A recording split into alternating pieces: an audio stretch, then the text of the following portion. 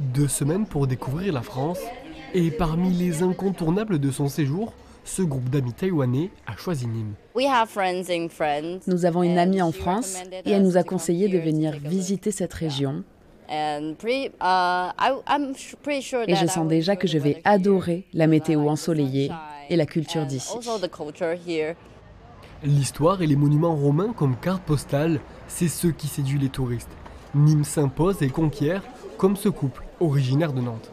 Déjà, les arènes, toute la culture romaine, un peu cette vieille ville hein, qui a quand même une grosse influence romaine qui donne vraiment envie de venir quand même.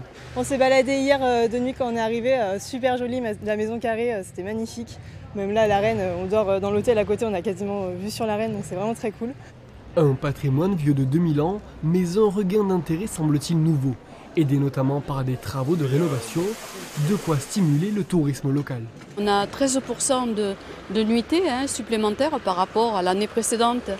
Donc c'est une preuve effectivement que ça fonctionne bien, puisque 13% c'est pas anodin.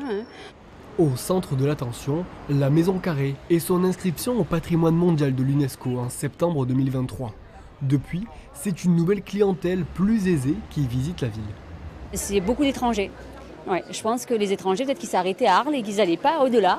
Effectivement, depuis qu'il y a la Maison Carrée au patrimoine de l'UNESCO, ça a changé la donne. Les gens se plaisent de plus en plus et ils trouvent qu'effectivement, alors qu'à une époque on aurait pu dire ouais, Nîmes c'est un peu village, c'est un peu plouc, et bien on a une image tout autre maintenant de Nîmes, quoi. Chaque année, près de 2 millions de visiteurs venus du monde entier séjournent dans la Rome française.